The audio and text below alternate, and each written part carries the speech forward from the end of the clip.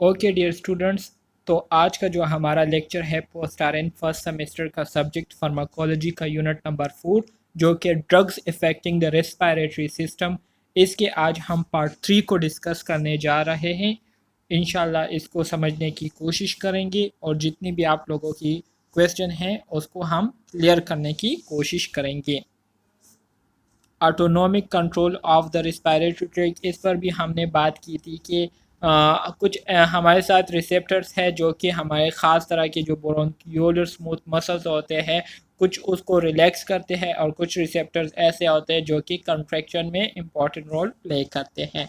तो ये सारी चीज़ें पिछले क्लास में हमने डिस्कस की थी। आज का जो हमारा नया टॉपिक है वो है classification of anti histaminic asthmatic drug.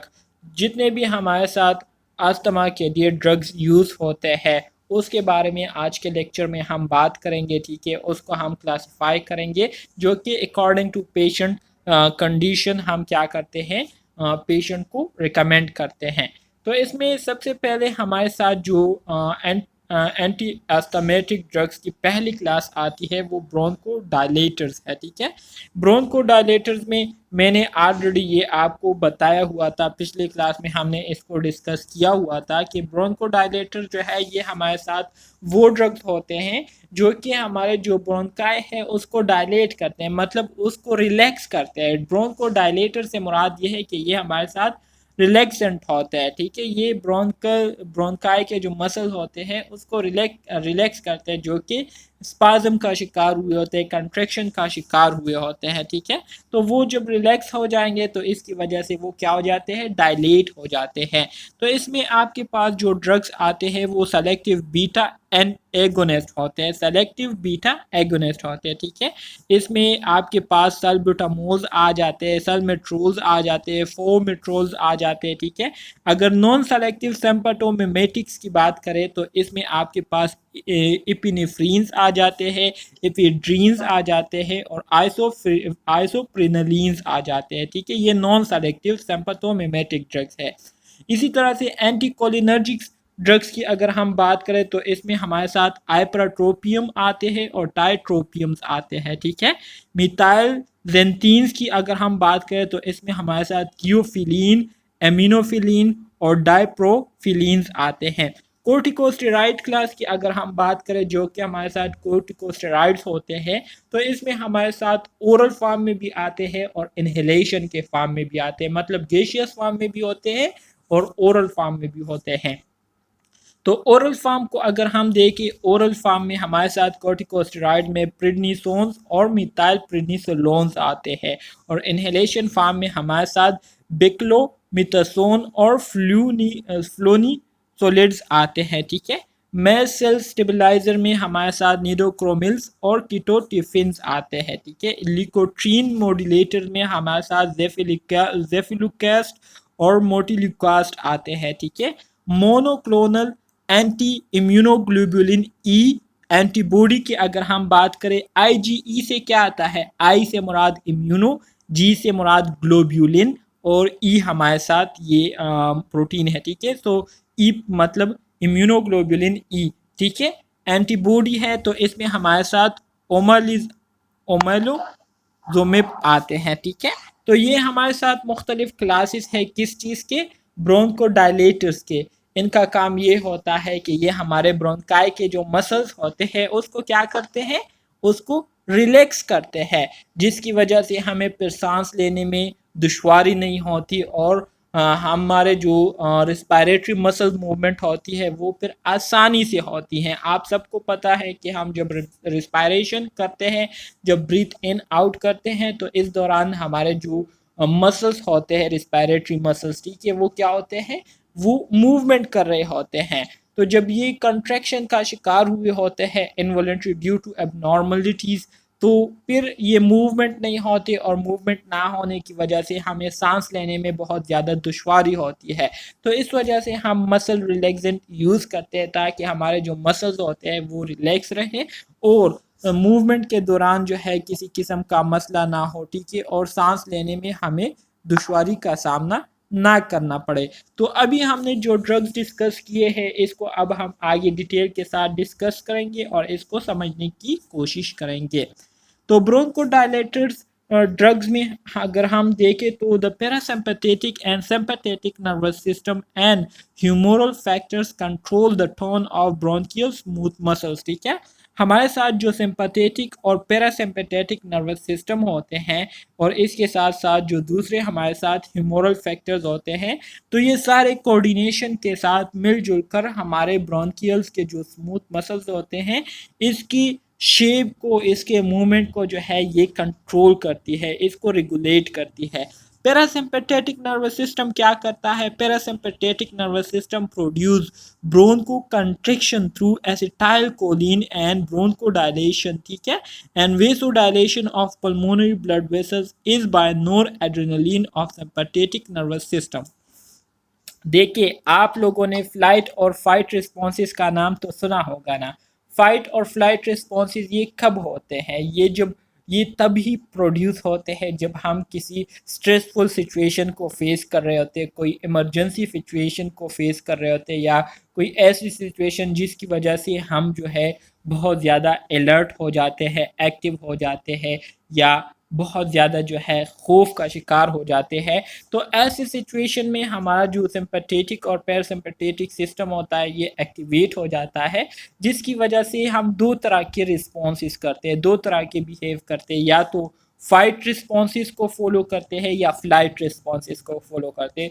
Fight responses से मुराद ये है कि हम उन हालात का मुकाबला करने के लिए उसी जगह डट जाते हैं और वहाँ से भागने की कोशिश नहीं करते, जबकि फ़्लाइट रिस्पॉन्सेस से मुराद ये है कि उन हालात से घबरा कर हम किनारा कशी जो है वो इख्तियार कर लेते हैं। तो ये जो रिस्पॉन्सेस प्रोड्यूस होते हैं या हम जो बिहेवियर करते हैं, तो इसमें जो पैरासिम्पैथेटिक और सिम्पैथेटिक नर्वस सिस्टम होता है इसका एक बहुत ही इम्पोर्टेंट रोल होता है। यहाँ पर अगर हम बात करें पैरासिम्पैथेटिक नर्वस सिस्टम की, तो पैरासिम्पैथेटिक नर्वस सिस्टम जो है ये क्या करती है? ये इमरजेंसी सिचुएशंस को काज करती है जिसमें हमारे जो ब्रोंकाई मसल्स होते हैं वो क्या हो जाते हैं? कंस्ट्रिक्शन का शिकार हो जाते हैं, कंस्ट्रिक्ट हो जाते हैं। ठीक है, एसिटाइल कोलिन के जरिए। ठीक है, और ब्रोंकोडायलेशन और वेसोडायलेशन ऑफ पल्मोनरी ब्लड वेसल ये किसके जरिए होते हैं? ये नॉर एड्रेनलिन या जो सिंपैथेटिक नर्वस सिस्टम होता है उसके जरिए होता है। ठीक है, मतलब जब सिचुएशन जो है नॉर्मल हो जाती है, जब खतरा टल जाता है, तो फिर यही हमारे मसल जो है ये आहिस्ता आहिस्ता रिलैक्स होना शुरू हो जाते हैं। और ये तब रिलैक्स होते हैं जब सिंपैथेटिक नर्वस सिस्टम की तरफ से हमारे इन मसल्स को इशारा मिलता है, ख़ास तरह के हार्मोन्स रिलीज होते हैं। तो उन हार्मोन्स मतलब जैसे कि नोर एड्रेनलिन हार्मोन जो है ये सिंपैथेटिक नर्वस सिस्टम के स्टिमुलेट होने की वजह से रिलीज होते हैं। तो इसके रिलीज होने की वजह से हमारे जो ब्लड वेसल्स होते हैं, जो वेसल्स होते हैं, वो डायलेट होना शुरू हो जाते हैं। डायलेट होने से मुराद ये है कि रिलैक्स होना शुरू हो जाते हैं। ठीक है, तो यहाँ पर अगर हम बात करें सिंपैथोमिमेटिक्स की, मिमेटिक्स किसे कहते हैं? मिमेटिक्स से मुराद कॉपी। ठीक है, किसी चीज की कॉपी। तो सिंपैथोमिमेटिक्स से मुराद ये है कि ये हमारे साथ वो ड्रग्स होते हैं जो कि सिंपैथेटिक पैरासिम्पैथेटिक ड्रग्स की तरह काम करते हैं। ठीक है, so sympathomimetic drugs that stimulate beta 2 adrenergic receptors। Sympathomimetic drugs ये हमारे साथ वो ड्रग्स होते हैं जो कि बीटा 2 एड्रेनर्जिक रिसेप्टर्स को क्या करती है? स्टिमुलेट करती है, उसको एक्टिवेट करती है। ठीक है, इसी तरह से जेंटीन डिराइवेटिव्स, ठीक है, जिससे हमारे साथ थियोफेलिन्स बनते हैं, तो ये भी हमारे साथ क्या है? ये हमारे साथ ब्रोंको डायलेटर है, मतलब ब्रोंकाई मसल रिलैक्सेंट के तौर पर काम करती है। इसी तरह से हमारे साथ जो पैरासिम्पैथोलेटिक ड्रग्स है, ठीक है, तो पैरासिम्पैथोलेटिक ड्रग्स क्या करते हैं? Block cholinergic receptors. ये कोलिनर्जिक रिसेप्टर्स को क्या करती हैं? उसको ब्लॉक करती है, मतलब ये एंटी कोलिनर्जिक ड्रग्स है। आपके एग्जाम में अगर इसके हवाले से एमसीक्यूज आए तो कुछ इस तरह से आएंगे, आपसे पूछ सकते हैं कि which one of the following is bronchodilator. ठीक है, मंदरजा झेल में से कौन से ड्रग जो है ब्रोंकोडायलेटर है? तो फिर आपको ये नेम जो है याद होने चाहिए, जैसे कि सिम्पैथोमिमेटिक ड्रग्स हो गए, ठीक है, जेंटीन डिराइवेटिव्स हो गए जिसमें आपके पास थियोफिलिन्स आ जाते हैं, या यहाँ पर जो मैंने आपको मुख्तलिफ ब्रोंकोडायलेटर ड्रग्स के नाम बताए, ठीक है, ये जो है आपको याद होने चाहिए। जैसे कि सेलेक्टिव बीटा 2 एगोनिस्ट में आपके पास सल्ब्यूटामोल्स आ जाते हैं, सल्मेट्रोल्स आ जाते हैं, फोमेट्रोल्स आ जाते हैं। नॉन सेलेक्टिव सिम्पैथोमिमेटिक्स की अगर हम बात करें तो इसमें एपिनेफ्रीन, इफिड्रीन, आइसोप्रिनलीन ये सारे जो है आ जाते हैं। एंटीकोलिनर्जिक ड्रग्स की अगर हम बात करें जो कि बीटा 2 एगोनिस्ट को क्या करता है, उसको सप्रेस करता है, तो इसमें हमारे साथ आइप्राट्रोपिन और ट्रोपियम्स आते हैं। तो ये मुख्तलिफ ड्रग्स नेम है जो कि आप लोगों ने याद रखने हैं। एक्सक्यूज मी सर, मेरा क्वेश्चन है। जी जी। कई ब्रोंकोडायलेटर फर्दर ब्रोंकोडायलेटर और मिथाइलजेंटीन्स कि अगर हम मैकेनिज्म ऑफ एक्शन की बात करें तो मिथाइलजेंटीन की अगर हम देखें तो मैकेनिज्म ऑफ एक्शन इन सारों का बिल्कुल एक जैसा ही होता है तकरीबन, क्योंकि सारों का काम क्या होता है, ब्रोंक्यूलर मसल जो है उनको रिलैक्स करना होता है, उनको डायलेट करना होता है। तो ब्रोंको डायलेशन ये काज करती है, कैसे काज करती है यहाँ पर आप लोग देख सकते हैं। तो एसिटाइल कोलिन है, ठीक है, मस्करीनिक एंटागोनिस्ट है, ट्यूफिलीन्स है। तो यहाँ पर तो इन्होंने इतना ख़ास डिफाइन नहीं किया है, चलो आगे फिर देखते हैं इसको। थियोफिलीन्स की तरफ आ जाते हैं, ठीक है। थियोफिलीन्स क्या है, ये आप लोगों ने अपने माइंड में याद रखना है कि ये आपके पास ब्रोंको डायलेटर्स है, ठीक है, ब्रोंको डायलेटर्स है ये आपके पास। Increase cyclic amino adenosine monophosphate level to cause bronchodilation and inhibition of chemical mediator release from the mast cell। Kindly कोई जो है गूगल में ये सर्च करे AMP से क्या आता है, साइक्लिक AMP। मेरे माइंड में तो एडिनोसिन मोनोफॉस्फेट आ रहा है, लेकिन इससे मेरे ख्याल में कोई और चीज़ आ रही है। जी सर। अच्छा जी, तो थियोफिलिन क्या करता है, increase cyclic adenosine monophosphate level to cause bronchodilation and inhibition of chemical mediator release from the mast cells। अच्छा जी, हमारे साथ जो थियोफिलिन्स ड्रग्स होते हैं तो इनका पहला काम ये होता है कि ये साइक्लिक एडिनोसिन मोनोफॉस्फेट जो कि हमारे साथ क्या है, एनर्जी करेंसी का एक कंपोनेंट है। आप लोगों को मैंने बताया था बायोकेमिस्ट्री में जो bio energetic group bio energetic unit था, तो उसमें मैंने आपको एटीपी के बारे में बताया था, एडिनोसिन ट्राइफॉस्फेट के बारे में, उसकी सिंथेसिस कैसी होती है, कैसे वो प्रोड्यूस होते हैं, कहाँ पर वो प्रोड्यूस होते हैं, ये सारा कुछ मैंने आपको बताया था। तो एडिनोसिन मोनोफॉस्फेट जो है ये हमारे साथ वो कंपाउंड होता है जिसमें एक फॉस्फेट ग्रुप हमारे साथ एडिनोसिन के साथ क्या हुआ होता है, बॉन्ड बनाया हुआ होता है, अटैच हुआ होता है। तो इस एडिनोसिन मोनोफॉस्फेट का काम ये होता है कि एक तो ये एज अ सिग्नलिंग के तौर पर भी काम करता है, सिग्नल्स खास तरह के सिग्नल्स को प्रोड्यूस करता है और उस सिग्नल्स के मुताबिक फिर सेलुलर फंक्शंस जो है वो हमारे बॉडी में होते हैं। तो ये एडिनोसिन मोनोफॉस्फेट की जब लेवल क्या होती है, ये इंक्रीज होती है, ठीक है। तो इसके लेवल इंक्रीज होने की वजह से सेल में इसकी जो तादाद है, कंसंट्रेशन है, वो इंक्रीज होने की वजह से क्या होता है, जो ब्रोंक्यूलर मसल्स होते हैं वो डायलेट होना शुरू हो जाते हैं। और इसके साथ साथ जो केमिकल मेडिएटर्स होते हैं जो कि मास सेल्स से क्या होते हैं, रिलीज होते हैं, ठीक है।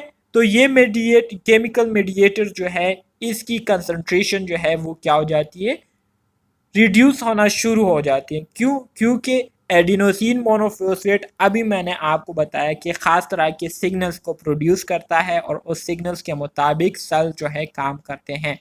तो यहाँ पर जब इसकी तादाद इंक्रीज़ हो जाती है तो इससे एक सिग्नल तो ये रिलीज़ होता है या प्रोड्यूस होता है कि जो हमारे साथ ब्रोंक्यूलर मसल्स होते हैं वो रिलैक्स हो जाते हैं, और दूसरा जो सिग्नल प्रोड्यूस होता है तो वो मास सेल्स के लिए प्रोड्यूस होता है, जिसमें मास सेल को रोका जाने का या रोकने का जो है ऑर्डर मिला हुआ होता है या ऑर्डर दिया गया होता है, जिसके बाद मास सेल्स जो है केमिकल मेडिएटर मतलब खास तरह के केमिकल्स जो है उसको रिलीज़ नहीं करता, ख़ास तरह के हार्मोन्स आपके सकते हैं उसको रिलीज़ करना क्या कर देता है, स्टॉप कर देता है।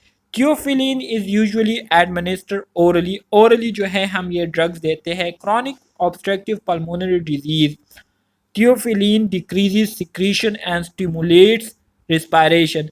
क्रोनिक ऑब्स्ट्रक्टिव पल्मोनरी डिजीज में क्या होता है, क्रोनिक ऑब्स्ट्रक्टिव पल्मोनरी डिजीज में जो थियोफिलिन्स ड्रग्स होते हैं ये क्या करते हैं, सिक्रीशन को डिक्रीज करते हैं, जो म्यूकस सिक्रीशन है उसको क्या करती है, उसको डिक्रीज करती है, और रिस्पायरेशन को क्या करती है, उसको प्रमोट करती है, जिसकी वजह से पेशेंट को सांस लेने में फिर दुश्वारी नहीं होती। इसके अलावा overdoses produces cardiac and central nervous system stimulation and may cause seizure. इसके अलावा अगर हम थियोफिलिन जो कि हमारे साथ ब्रोंक्यूलर मसल डायलेटर्स है, ठीक है, या मसल रिलैक्सेंट है, तो इसकी अगर हम ओवरडोज करें, ठीक है, ओवरडोजेज करें तो इसकी वजह से जो हमारे हार्ट के फंक्शन होते हैं वो, और इसके साथ साथ जो सेंट्रल नर्वस सिस्टम मतलब हमारे ब्रेन के जो फंक्शन होते हैं वो क्या हो जाते हैं, मुतासिर हो जाते हैं, जिसकी वजह से पेशेंट जो है वो सीजर्स का शिकार हो सकते हैं। सीजर्स जो है मतलब एडवर्स इफेक्ट्स जो है प्रोड्यूस कर सकते हैं। तो इस तरीके से थियोफिलिन जो है ये हमारी जो रिस्पायरेशन है उसको क्या करती है, उसको इम्प्रूव करने में रोल प्ले करती हैं। क्लियर है? जी सर, क्लियर है। Okay, very good. जी सर। अब आ जाते हैं बीटा एड्रेनर्जिक ड्रग्स की तरफ। बीटा एड्रेनर्जिक ड्रग्स में जो है आपके पास एपिनेफ्रीन्स, आइसोप्रोटिनोलोल, ठीक है, इसी तरह से ये नॉन सेलेक्टिव बीटा 1 और बीटा 2 एगोनिस्ट है। एंटागोनिस्ट और एगोनिस्ट के बारे में अगर आपको याद हो तो यूनिट नंबर 1 में मैंने आपको बताया था कि ये जो बेसिक टर्मिनोलॉजीज है इसको अगर आप लोग सीख जाए, याद कर ले, तो आने वाले जितने भी यूनिट हैं वो फिर आप लोगों के लिए आसान हो जाएंगे, क्योंकि इन्हीं यूनिट में हम ये टर्मिनोलॉजीज दोबारा क्या करते हैं, रिवाइज करते हैं। सो एगोनिस्ट का मैंने बताया था कि ये वो एजेंट्स या वो सब्सटेंसेस होते हैं जो कि एक फंक्शन को क्या करती है, अगर एक काम हो रहा हो तो उसको मज़ीद जो है क्या करता है, प्रमोट करते हैं, उसको इंक्रीज करता है, होने देता है। और एंटागोनिस्ट ये वो एजेंट्स होते हैं, वो सब्सटेंसेस होते हैं जो कि एगोनिस्ट के अगेंस्ट काम करते हैं। मतलब अगर कोई काम हो रहा हो और हम एंटागोनिस्ट एजेंट को दे दें तो ये एंटागोनिस्ट क्या करते हैं, उस काम को रोकने की कोशिश करते हैं, उस काम को रिड्यूस करने की कोशिश करते हैं। तो यहाँ पर आपके पास जो इपिनेफ्रीन और जो आइसोप्रोटिनोलोल है ये क्या है, ये नॉन सेलेक्टिव बीटा 1 और बीटा 2 एगोनिस्ट है। मतलब ये बीटा 1 और बीटा 2 दोनों को जो है, मतलब अगर हम इसको दे तो ये बीटा 1 को भी क्या कर सकता है, उसको स्टिमुलेट कर सकता है, या बीटा 2 को भी ये क्या कर सकता है, स्टिमुलेट कर सकता है। मतलब यहाँ पर नॉन सेलेक्टिव से मुराद ये है कि ज़रूरी नहीं है कि अगर आपने ये बीटा 1 के लिए दिया है तो सिर्फ बीटा 1 को स्टिमुलेट करेगा, या अगर बीटा 2 के लिए दिया है तो बीटा 2 को स्टिमुलेट करेगा। मतलब ये है कि अगर आप इस ड्रग को एडमिनिस्टर करें तो बहुत सारे चांसेस हैं कि ये बीटा 1 को स्टिमुलेट करे, या चांसेस है कि ये बीटा 2 को स्टिमुलेट करे। मतलब कोई ख़ास स्पेसिफिक ये नहीं होता, ठीक है। तो इस वजह से इसको नॉन सेलेक्टिव टर्म जो है इसके लिए यूज़ किया गया है।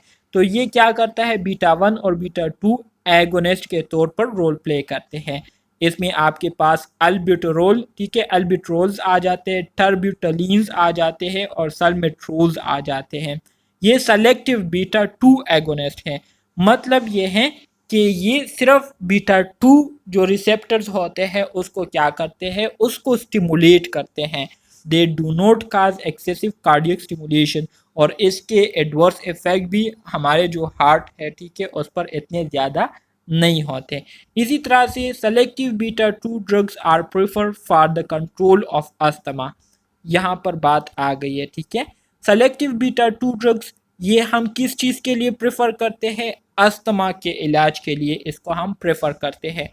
अस्थमा किसे कहते हैं, अस्थमा ये हमारे साथ लोअर रेस्पिरेटरी डिसऑर्डर होता है जिसमें हमारे लंग्स में मौजूद जो एयर सैक होते हैं, जिसमें एल्वियोलाई मौजूद होते हैं, तो वो अल्वियोलर वो जो अल्वियोलर वाल्स होते हैं वो डैमेज हो जाते हैं, जिसकी वजह से वहाँ पर फ्लूइड एक्यूमुलेशन हो जाती है, वहाँ पर इन्फ्लेमेशन हो जाती है, और फिर गैसियस एक्सचेंज नहीं होती लंग्स और कैपिलरीज के दरमियान। तो इस वजह से सांस लेने में पेशेंट को बहुत ज़्यादा दुश्वारी होती है। तो इस कंडीशन को हम अस्थमा कहते हैं।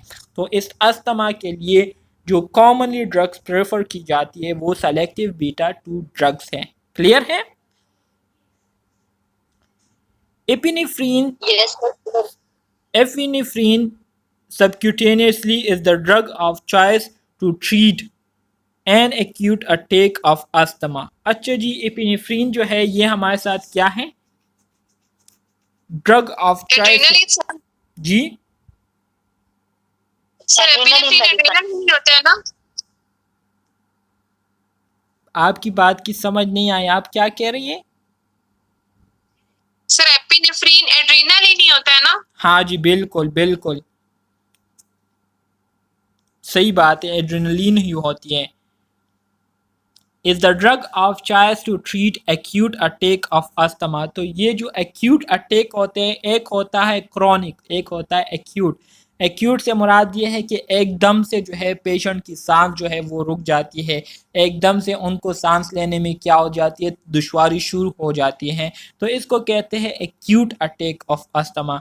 तो एक्यूट अटैक ऑफ अस्थमा के लिए एपिनेफ्रीन जो है ये ड्रग ऑफ चॉइस के तौर पर यूज़ की जाती है इसकी ट्रीटमेंट के लिए। सही है? जी सर। अच्छा जी, इसके बाद फिर हमारे साथ आते हैं एंटीकोलिनर्जिक ड्रग्स। एंटीकोलिनर्जिक ड्रग्स में आपके पास जो मेंबर्स आते हैं इस क्लास के, तो इसमें आपके पास आइप्राट्रोपियम्स आते हैं। Ipratropium bromide is the only drug currently available. ठीक है, by blocking cholinergic receptor ipratropium produces bronchodilation and decrease respiratory secretion. अब इस ड्रग का काम क्या होता है, ये किस तरह से जो है हमारे रेस्पिरेटरी प्रॉब्लम्स को जो है ठीक करता है? तो आइप्राट्रोपियम ब्रोमाइड ये हमारे साथ सिर्फ वाहिद ड्रग है जो कि आजकल जो है अवेलेबल है, मतलब यूज़ हो रहे हैं। इसका काम ये होता है, इसका मैकेनिज्म ऑफ एक्शन ये होता है कि ये हमारे जो कोलिनर्जिक रिसेप्टर्स होते हैं उसको क्या करती है, उसको ब्लॉक करती हैं। उसको ब्लॉक करने की वजह से जो ब्रोंक्यूलर मसल्स होते हैं वो डायलेट, वो रिलैक्स होना शुरू हो जाते हैं, और इसके साथ साथ जो सिक्रीशन प्रोड्यूस हो रही थी, ठीक है, जो म्यूकस सिक्रीशन प्रोड्यूस हो रही थी जिसकी वजह से सांस लेने में बहुत ज़्यादा दुश्वारी हो रही थी, ठीक है, तो वो म्यूकस सिक्रीशन जो है उसकी प्रोडक्शन भी क्या हो जाती है, डिक्रीज होना शुरू हो जाती है। तो इस तरीके से ये ड्रग जो है हमारे रेस्पिरेटरी प्रॉब्लम्स को रिड्यूस करने में रोल प्ले करता है। The drug is administered by oral inhalation. ठीक है, ये ओरली जो है गैसियस फॉर्म में पेशेंट को क्या किया जाता है, उनको दिया जाता है।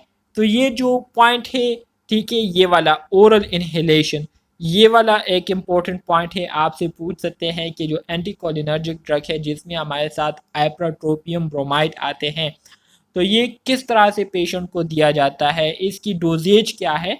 तो डोजेज से मुराद ये है कि किस फॉर्म में ड्रग्स पेशेंट को दिया जाता है।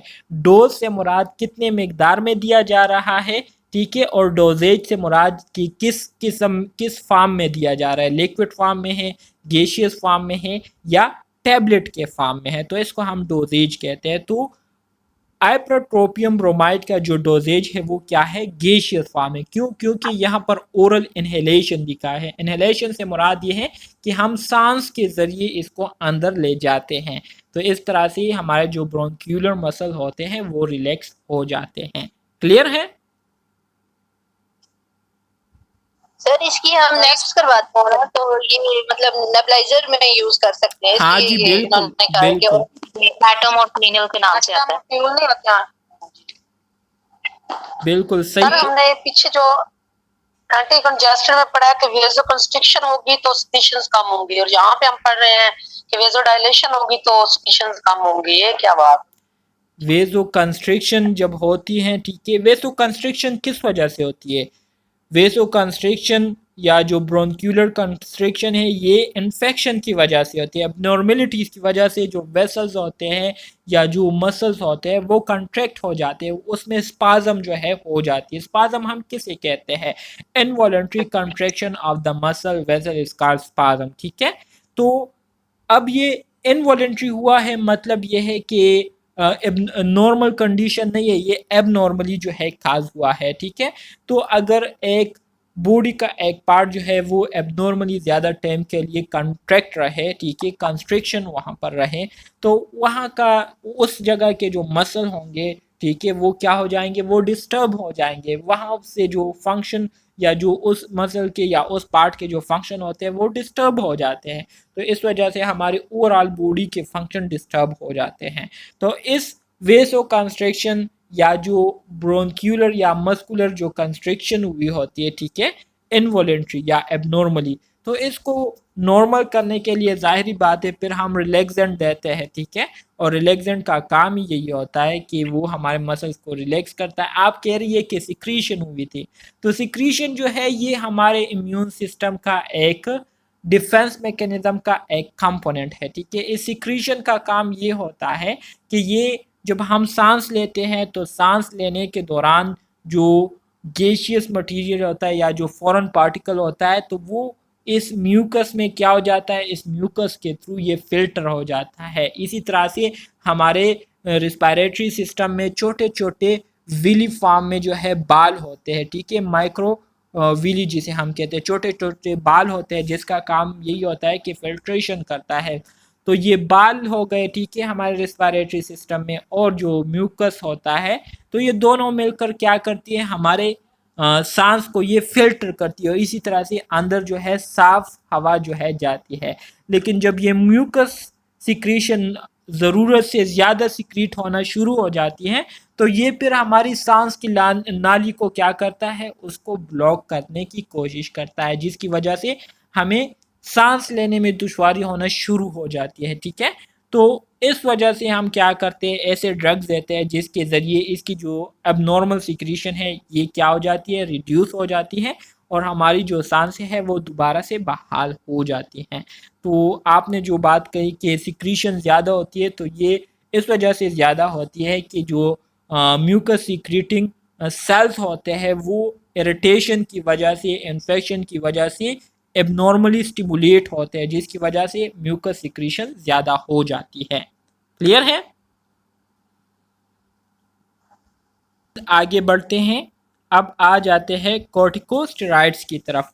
तो कॉर्टिकोस्टेरॉइड्स के बारे में अब हम बात करेंगे। तो adrenal gland hormone derivatives used in inflammatory and allergic condition, administered orally or parenterally in acute asthmatic and inflammatory diseases, administered by oral inhalation for chronic control of asthma and related inflammatory condition, inhalation limited systemic toxicity, ठीक है, limit systemic toxicity. हमारे साथ जो corticosteroid है जिसमें हमारे साथ adrenal gland hormones आ जाते हैं। एड्रिनल ग्लैंड्स कहाँ पर होते हैं, मैंने आपको यूनिट नंबर 3 में बताया हुआ था कि एड्रिनल ग्लैंड हमारे किडनी के ऊपर एड्रिनल ग्लैंड होते हैं जो कि क्या करते हैं, पिरामिड लाइक स्ट्रक्चर फॉर्म में होते हैं, ठीक है, पिरामिड लाइक शेप में होते हैं किडनी के बिल्कुल सर के ऊपर, ये हमारे किडनीज होते हैं, ठीक है। अच्छा इस तरह से तो नहीं होता लेकिन ये हमारे किडनीज होते हैं, ठीक है। मिसाल के तौर पर ये किडनी है, किडनी के बिल्कुल सर के ऊपर इस तरह से पिरामिड लाइक स्ट्रक्चर होता है, इसको हम एड्रेनल ग्लैंड कहते हैं। इस एड्रेनल ग्लैंड में मैंने आपको ऑलरेडी पूरा स्ट्रक्चर बताया हुआ है यूनिट 3 में कि इसके दो पार्ट होते हैं, एक एड्रेनल कॉर्टेक्स, एक एड्रेनल मेडुला। ये खास तरह के हार्मोन्स को प्रोड्यूस करते हैं। तो इन हार्मोन्स का काम ये होता है कि ये मुख्तलिफ़ किस्म के जो एबनॉर्मल इन्फ्लेमेटरी और एलर्जिक कंडीशन होती है, ठीक है, उसको क्या करते हैं, रेगुलेट करती हैं। सो यहाँ पर जब रिस्पायरेटरी एबनॉर्मलिटीज़ काज हो जाती है जिसकी वजह से इन्फ्लेमेशन काज हो जाती है, ठीक है, और एलर्जिक कंडीशन काज हो जाते हैं, तो इसके लिए फिर हम एड्रेनल ग्लैंड के जो हार्मोन डेरिवेटिव्स होते हैं उसको यूज़ करते हैं। तो कॉर्टिकोस्टेरॉइड्स जैसे कि मैंने आपको बताया कि एड्रिनल ग्लैंड के जो हार्मोन्स होते हैं, ठीक है, तो उससे ही जो है ड्रग्स बनाए गए होते हैं। इनको जो है हम ख़ास तौर पर इन्फ्लेमेटरी और जो एलर्जिक रिएक्शंस होते हैं उसके लिए हम यूज़ करते हैं। इसके अलावा क्रॉनिक जो अस्थमेटिक और इन्फ्लेमेटरी डिजीज़ होती है, ठीक है, उसके लिए भी हम ये ड्रग्स पेशेंट को या तो ओरली उनको एडमिनिस्टर करते हैं या आईवी के ज़रिए जो है या आईएम के ज़रिए जो है पेशेंट को क्या करते हैं, एडमिनिस्टर करते हैं। इसी तरह से जो क्रॉनिक अस्थमेटिक और इसके साथ साथ जो दूसरे इन्फ्लेमेटरी कंडीशंस होते हैं, ठीक है, तो ऐसे कंडीशन में हम फिर ये जो कॉर्टिकोस्टेरॉइड्स होते हैं इसको हम ओरल इनहेलेशन फॉर्म में पेशेंट को क्या करते हैं, एडमिनिस्टर करते हैं। इसी तरह से इनहेलेशन फॉर्म में जब हम पेशेंट को ये ड्रग एडमिनिस्टर करते हैं तो इसकी जो एडवर्स इफ़ेक्ट होते हैं तो वो सिर्फ सिस्टमिक टॉक्सिसिटी तक क्या होते हैं, लिमिटेड होते हैं। मतलब सिस्टमिक टॉक्सिसिटी जो है ये क्या करती है, काज करती हैं। तो ये कॉर्टिकोस्टेरॉइड्स के हवाले से कुछ इन्फॉर्मेशन थी जो कि हम अस्थमा के ट्रीटमेंट के लिए इसको क्या करते हैं, ख़ास तौर पर यूज़ करते हैं। ये बात आप लोग अपने माइंड में याद रखें कि अभी तक हमने जितने भी ड्रग्स पढ़े हैं अभी तक, ठीक है, अब जब इस क्लास में हमने जितने भी ड्रग्स पढ़े हैं तो ये हमारे साथ एंटी अस्थमेटिक ड्रग्स है, ठीक है, एंटी अस्थमेटिक अस्थमा कि जो एबनॉर्मल रिस्पायरेटरी डिसऑर्डर है इसके लिए हम ये क्या करते हैं, यूज़ करते हैं। इसी तरह से लिकोट्रीन्स इनहिबिटर्स की अगर हम बात करें तो लिकोट्रीन्स इनहिबिटर इसके नाम से ही आपको थोड़ा बहुत जो है अंदाज़ा हो रहा होगा कि ये वो ड्रग्स होते हैं जो कि लिकोट्रीन्स को क्या करते हैं, इनहिबिट करते हैं, उसके फंक्शन को रोकते हैं, रिड्यूस करते हैं, डिक्रीज करते हैं। So anti inflammatory drugs that interfere with the inflammatory action of the leukotrienes. Leukotrienes जो है ये हमारे साथ ख़ास तरह के प्रोटीन्स होते हैं। इनका काम ये होता है कि ये इन्फ्लेमेटरी रिस्पॉन्सेस को क्या करता है, स्टिमुलेट करता है। तो जब हम लिकोट्रीन्स इनहिबिटर ड्रग्स पेशेंट को एडमिनिस्टर करते हैं तो ये ड्रग्स क्या करते हैं, ये ड्रग इस लिकोट्रीन प्रोटीन्स को क्या करते हैं, इनहिबिट करना शुरू कर देते हैं, जिसकी वजह से फिर इसके नतीजे में इन्फ्लेमेटरी रिस्पॉन्सेस जो है वो प्रोड्यूस नहीं होते और इन्फ्लेमेशन जो है वो फिर काज नहीं होती। तो लिकोट्रीन इनहिबिटर्स ये असल में हमारे साथ क्या है, ये असल में हमारे साथ एंटी इन्फ्लेमेटरी ड्रग्स है जो कि इन्फ्लेमेशन को कम करने के लिए, ख़त्म करने के लिए हम यूज़ करते हैं। इसी तरह से हमारे साथ जो ज़ेफिरुकास्ट एंड मोन्टुलुकास्ट होते हैं ये भी हमारे साथ क्या है, ये भी हमारे साथ लिकोट्रीन रिसेप्टर ब्लॉकर्स होते हैं। लिकोट्रीन रिसेप्टर ब्लॉकर से मुराद ये है कि ये हमारे साथ ख़ास तरह के साइट होते हैं, जगह होते हैं जिसके साथ लिकोट्रीन प्रोटीन्स क्या होते हैं, लिकोट्रीन प्रोटीन कंबाइन होते हैं। लिकोट्रीन प्रोटीन्स की कंबाइन होने की वजह से इस रिसेप्टर्स के साथ ज्वाइन करने की वजह से इन्फ्लेमेटरी रिस्पॉन्सेस जो है वो प्रोड्यूस होते हैं। तो हम जब ज़ेफ्रुकास्ट और इसी तरह से मोन्टुलुकास्ट ये ड्रग्स देते हैं तो इनका काम ये होता है कि ये लिकोट्रीन के लिए जो रिसेप्टर साइट होता है इस रिसेप्टर्स के साथ ये बॉन्ड बना लेते हैं और इस जगह को जो है ब्लॉक कर लेते हैं, जिसकी वजह से जो लिकोट्रीन प्रोटीन होते हैं ये फिर अपने रिसेप्टर साइट के साथ बॉन्ड नहीं बना पाते और इस वजह से इन्फ्लेमेटरी रिस्पॉन्सेज जो है वो फिर प्रोड्यूस नहीं होती। ठीक है, तो इस तरीके से लिकोट्रीन इनहिबिटर और जो दूसरे रिसेप्टर ब्लॉकर्स होते हैं ये क्या करते हैं, इन्फ्लेमेटरी रिस्पॉन्सेज को इनहिबिट करते हैं।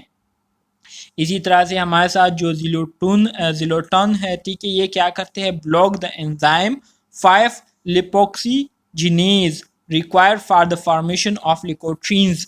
अच्छा जी, जो हमारे साथ ज़ाइलूटन्स है ये क्या करते हैं, ये उस एंजाइम को रोकते हैं जो कि लिकोट्रीन प्रोटीन्स को बनाने में क्या करते हैं, लिकोट्रीन प्रोटीन्स को बनाने में अपना रोल प्ले करते हैं। अब जब ये 5 लिपोक्सिजीनेज एंजाइम ब्लॉक हो जाता है, इसके फंक्शन स्टॉप हो जाते हैं, तो इस वजह से ये लिकोटीन प्रोटीन जो है ये नहीं बन पाते। जब लिकोटीन प्रोटीन्स नहीं बन पाएंगे तो इन्फ्लेमेटरी रिस्पॉन्सेज जो है वो कैसे प्रोड्यूस होंगे, ठीक है। तो इस वजह से इन्फ्लेमेटरी रिस्पॉन्सेज क्या हो जाते हैं, रिड्यूस हो जाते हैं। So drugs are indicated for chronic treatment and control of asthma. ये भी हमारे साथ वो ड्रग्स हैं जो कि हम क्रॉनिक और जो अस्थमा होता है उसके इलाज के लिए, उसके कंट्रोल के लिए हम इसको क्या करते हैं, यूज करते हैं। क्लियर है।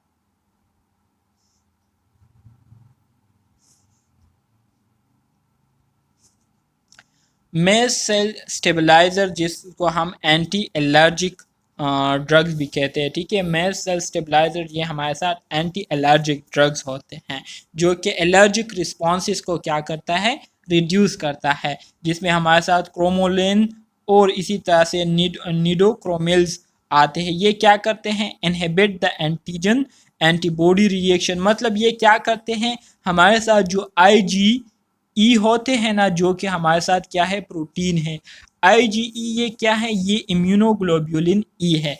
ये जो प्रोटीन्स है ये क्या करते हैं, एलर्जिक रिस्पॉन्सेस को प्रोड्यूस करने में इंपॉर्टेंट रोल प्ले करते हैं।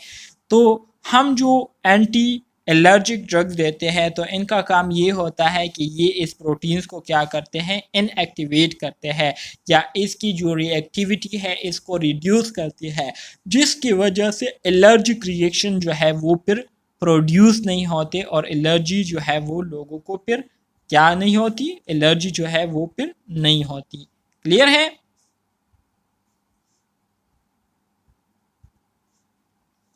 अच्छा जी, antibody reaction on mast cells that triggers allergic reaction. Administration is by oral inhalation.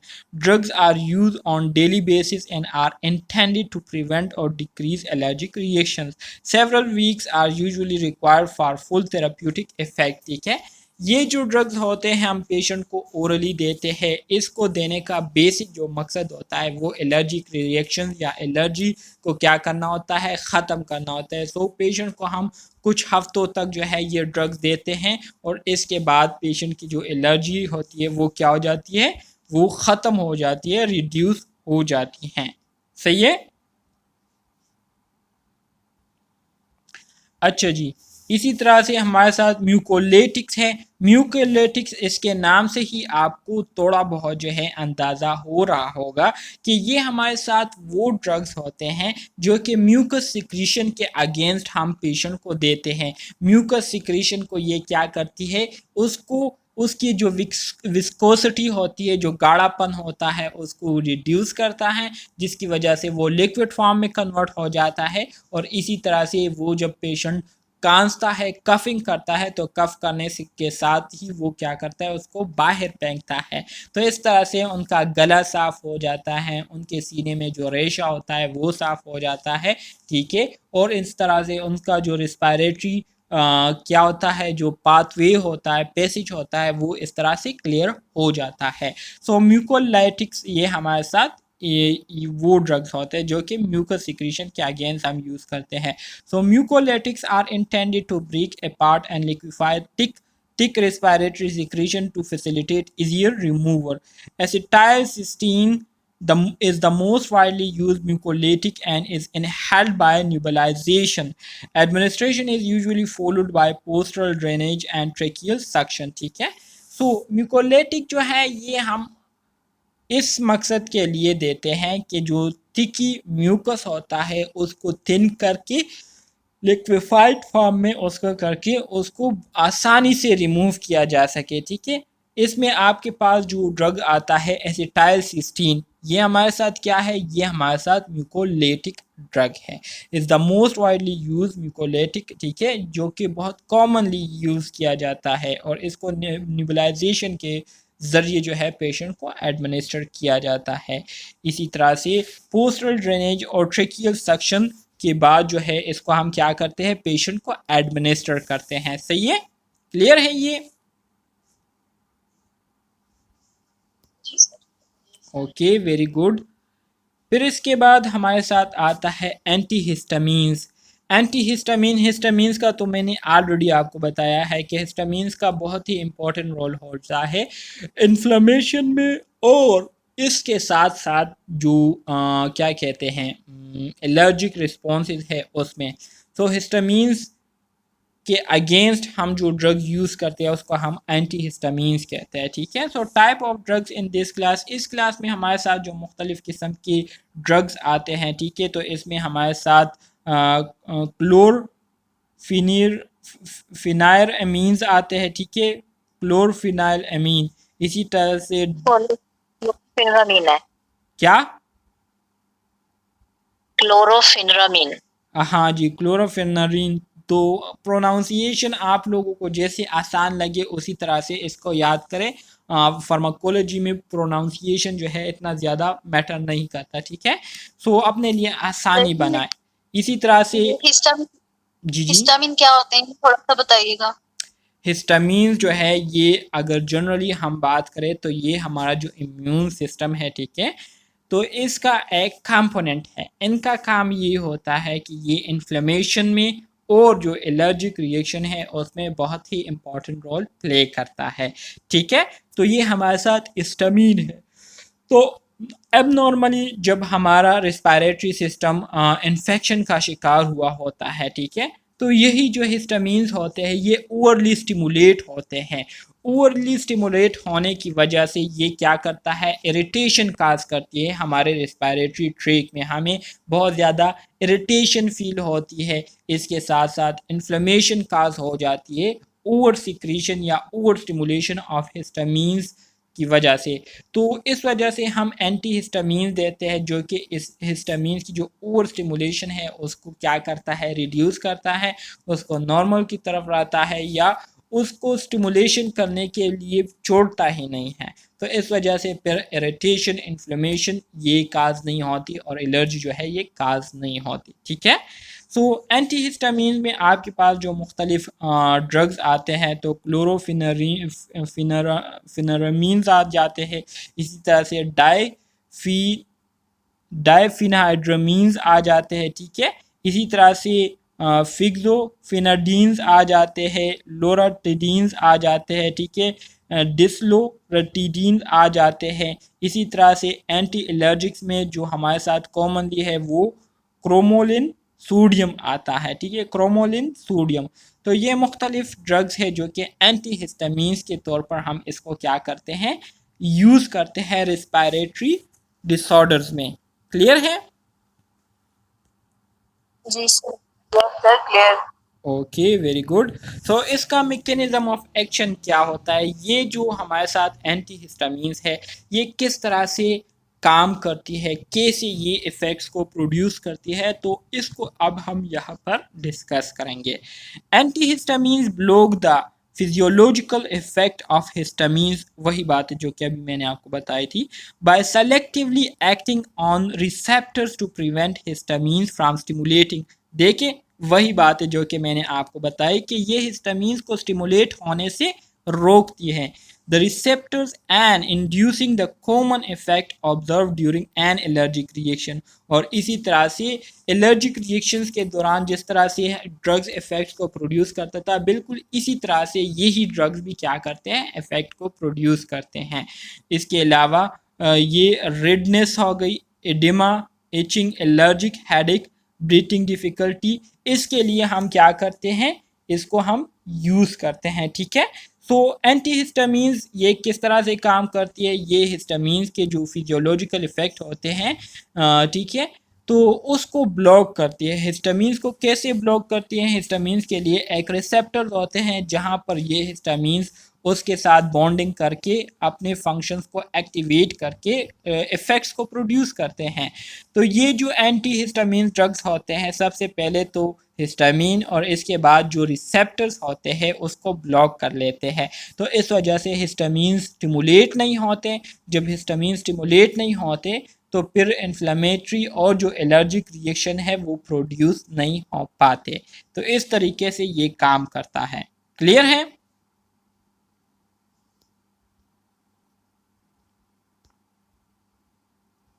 Yes sir.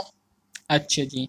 The pharmacological effect of antihistamines are the result of blocking the physiological effect of histamines, occupying acetylcholine receptors to inhibit the action of acetylene anticholinergic.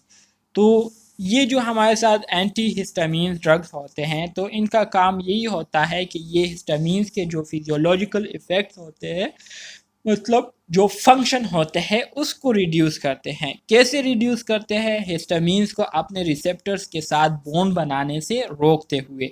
इसी तरह से acetyl choline receptors जो है वो क्या करते हैं? Acetyl choline के जो एक्शन है, जो फंक्शन है, उसको क्या करता है? इनहिबिट करता है। सो ये एंटी कोलिनर्जिक के तौर पर जो है रोल प्ले करते हैं।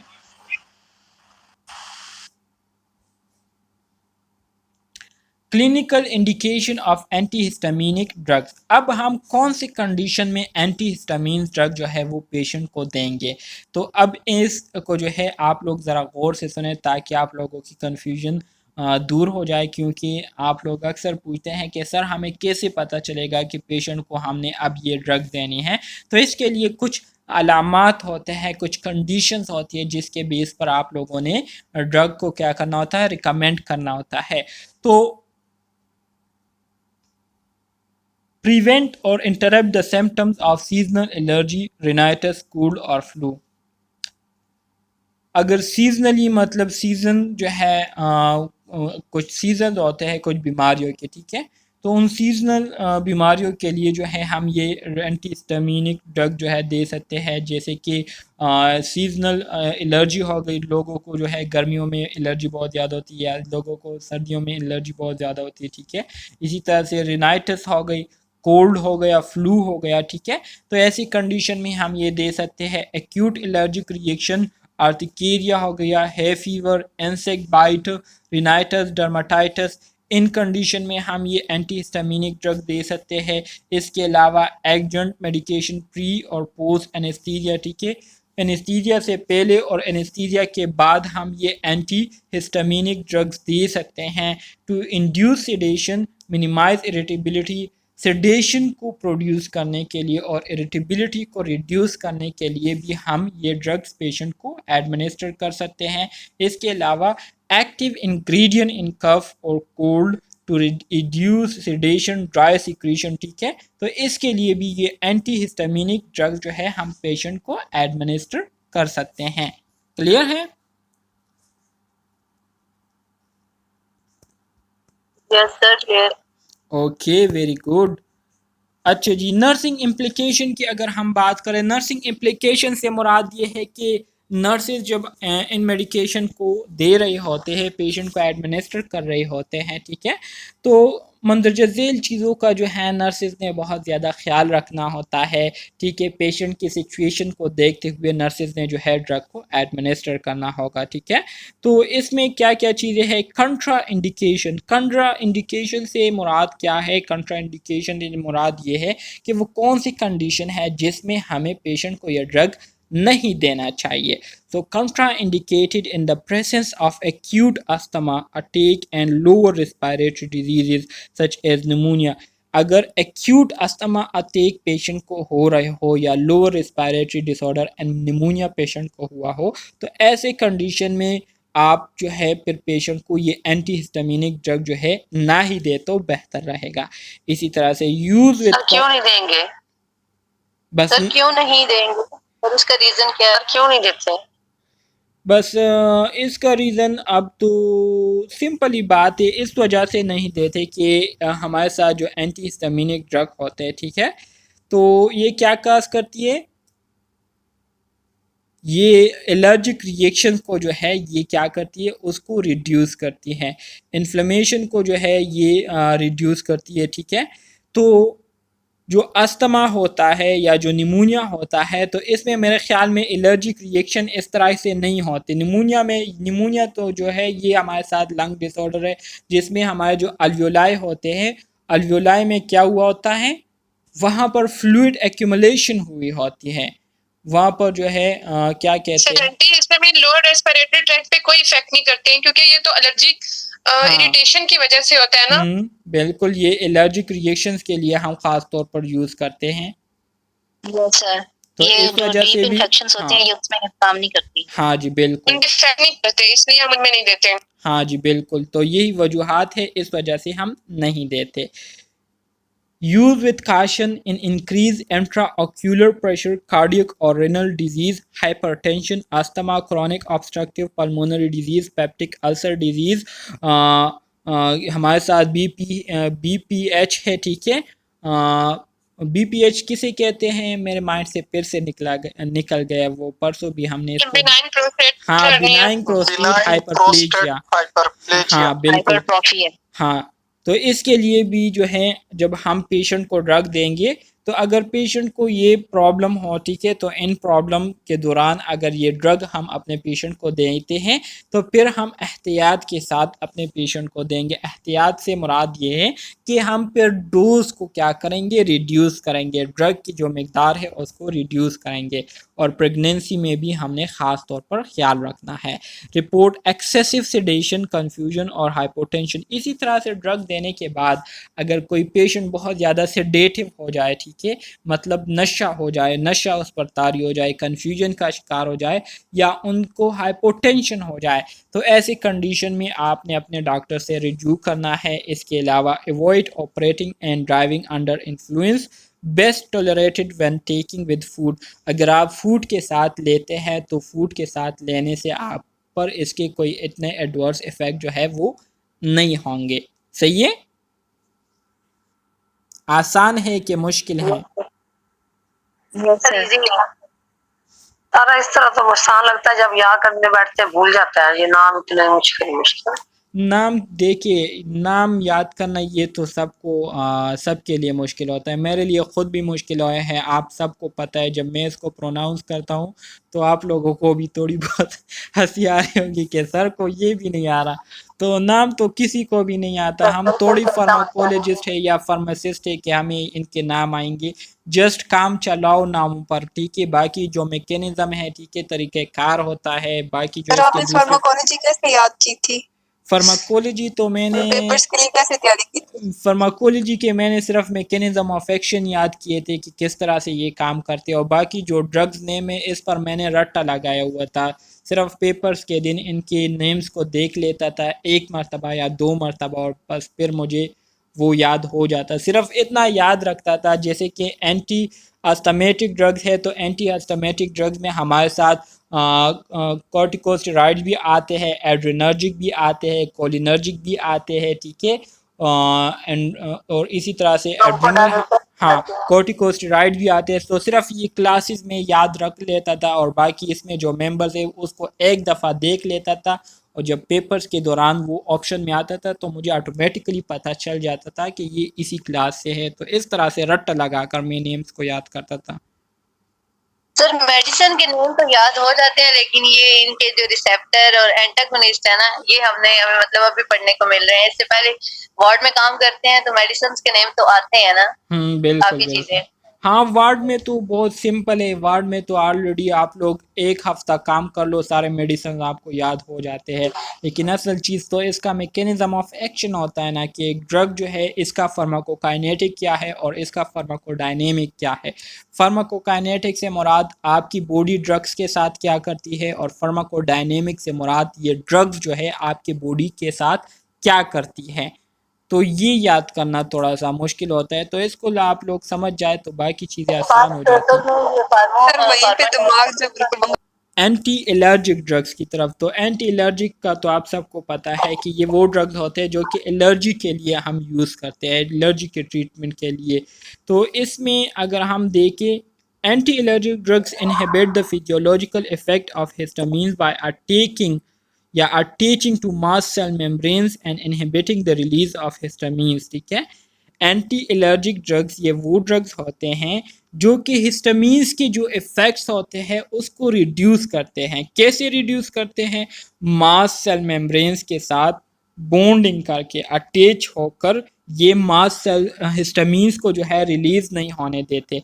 जब हिस्टामीन्स रिलीज़ नहीं होंगे तो एलर्जिक रिएक्शन जो है वो प्रोड्यूस नहीं होंगे। Anti-allergic drugs have no effect on histamine receptors and have the best result before large amount of histamine have been released. ठीक है, तो प्रोफाइलेक्टिक कंडीशन में जो है ये बहुत ज़्यादा क्या होते हैं, इफेक्टिव होते हैं। मतलब पेशेंट ऑलरेडी एलर्जिक हो तो एलर्जिक पेशेंट के लिए ये जो ड्रग है ये ड्रग ऑफ चॉइस के तौर पर यूज़ होते हैं।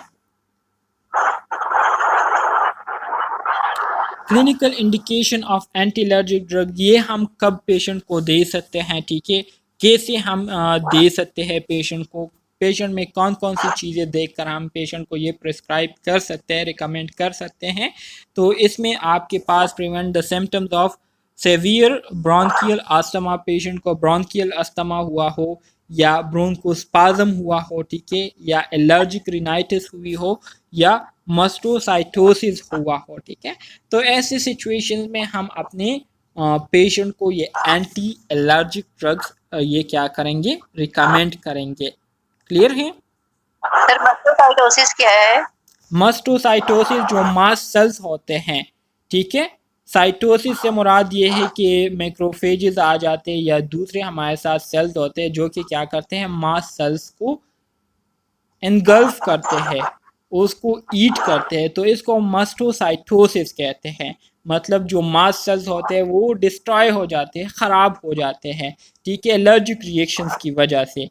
तो इस वजह से एंटी एलर्जिक ड्रग जो है फिर हम ऐसे सिचुएशन में देते हैं जिसकी वजह से जो मास्ट सेल्स है वो ओवर स्टिमुलेट नहीं होते, ओवर स्टिमुलेट ना होने की वजह से वो ओवर सिक्रीशन ऑफ हिस्टामीन्स नहीं करते। जब ओवर सिक्रीशन ऑफ हिस्टामीन्स नहीं होंगी तो फिर एलर्जिक रिएक्शन जो है वो प्रोड्यूस नहीं होंगे, और जब एलर्जिक रिएक्शन प्रोड्यूस नहीं होंगे तो फिर एंटी एलर्जिक ड्रग देने की हमें मज़ीद ज़रूरत नहीं पड़ेगी।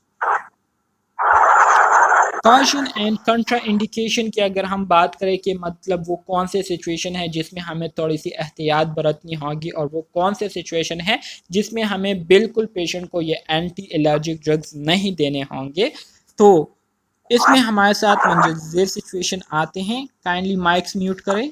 Because of their anti cholinergic activities, antihistamines should be used with caution in the patient with वो पेशेंट जो कि कार्डियोवैस्कुलर डिजीज़ के पेशेंट होते हैं, हार्ट के पेशेंट हों, उनको हमने एहतियात के साथ देना है।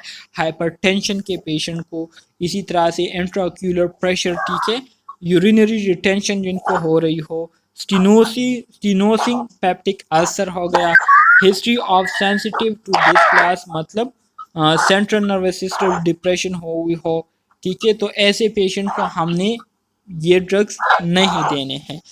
Use with caution in elderly patient, वो पेशेंट जो कि ओल्ड एज हो, ठीक है, जिनकी उम्र हो चुकी हो, तो उनको हमने एहतियात के साथ ये ड्रग जो है देने हैं। Not use by nursing mother dehydrated children, ठीक है, डिहाइड्रेटेड चिल्ड्रन और जो नर्सिंग मदर्स होती है जो कि दूध पिलाने वाली माएँ होती है, तो उनको जो है हमने ये ड्रग्स नहीं देने हैं। क्लियर है? अगर हम बात करें ड्रग इंटरेक्शन की तो इसमें हमारे साथ मंदरजा झेल चीज़ें आती हैं। इंक्रीज ड्राउजीनेस ऑफ एंटीहिस्टामीन्स, ठीक है, एंटीहिस्टामीन जो है ये ड्राउजीनेस काज कर सकती है। Central nervous system depression, sedative, tranquilizers, alcohol, elevated plasma level of antihistamines, macrolide antibiotics, erythromycin, clarithromycin और इसी तरह से हमारे साथ ट्रोलिंडोमाइसिन हो गए। एंटी फंगल ड्रग्स, तो इनके साथ ये क्या काज करती है, इसके साथ ये ड्रग इंटरेक्शन करती है। ड्रग इंटरेक्शन से मुराद ड्रग का एक दूसरे के साथ कंपटीशन होता है जिसकी वजह से इसके ख़ुद के इफ़ेक्ट्स भी रिड्यूस हो जाते हैं, और दूसरा ये कि ये उस पेशेंट को भी क्या करती है, मुतासिर करती हैं। तो इसको कहते हैं ड्रग इंटरेक्शन। मतलब दो मुख्तलिफ ड्रग का एक दूसरे के साथ कंपटीशन का होना, एक दूसरे के साथ एक दूसरे को compete करना, ये क्या है, इसको हम ड्रग इंटरेक्शन कहते हैं। सही है?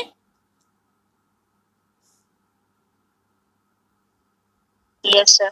अच्छा जी, drug use to chronic obstructive pulmonary disease. Chronic obstructive pulmonary disease के लिए हम जो ड्रग यूज़ करते हैं तो उसकी अब हम बात करेंगे। Inhale bronchodilators such as anticholinergic agents हो गए, जिसमें हमारे साथ हाइपरट्रोपियम एंड टाइट्रोपियम्स आ जाते हैं, and beta adrenergic agonist are the foundation of therapy for chronic obstructive pulmonary disease. Chronic obstructive pulmonary disease के लिए भी हमारे साथ इनहेल ब्रोंकोडायलेटर्स है, जिसमें हमारे साथ एंटीकोलिनर्जिक्स आ जाते हैं, जिसमें आइप्राट्रोपियम और टायोट्रोपियम हो गए, ठीक है। बीटा टू एड्रेनर्जिक एगोनिस्ट ये हमारे साथ क्या है, ड्रग ऑफ चॉइस है क्रॉनिक ऑब्स्ट्रक्टिव पल्मोनरी डिजीज के लिए। Longer acting drugs such as provide synergistic effects. They improve the lungs function and provide a better relief in chronic obstructive pulmonary disease.